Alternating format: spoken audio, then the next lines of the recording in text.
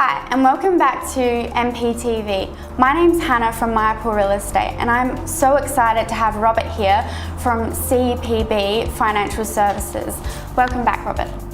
Thanks, Hannah. So, Robert, our world has become a lot smaller and we've never experienced life without the internet. We don't keep the same job for very long, and many of my friends are finding it really hard to find jobs, let alone worry about saving. So my first question is, how do young people start investing? Well, that's a good question, Hannah, because I think that the digital babies have got a lot of work to do financially. When the kids enter into the workforce, generally they've got a HECS debt because they've been studying.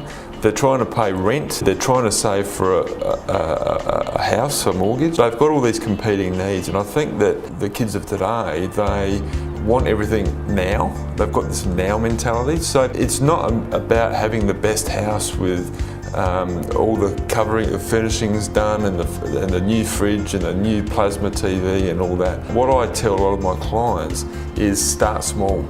Okay, and that might be as simple as, instead of buying a house, buy a unit.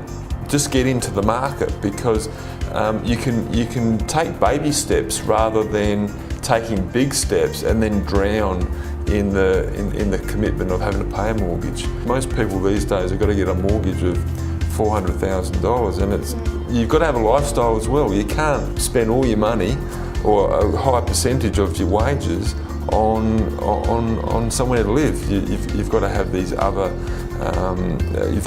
needs as well. So it's about prioritising and knowing that the first house that you buy is not going to be your last. So should we buy a house, or should we buy one for investment to rent it out to people? I suppose it depends on what your cash flow is, whether the property is going to be positive or negatively geared.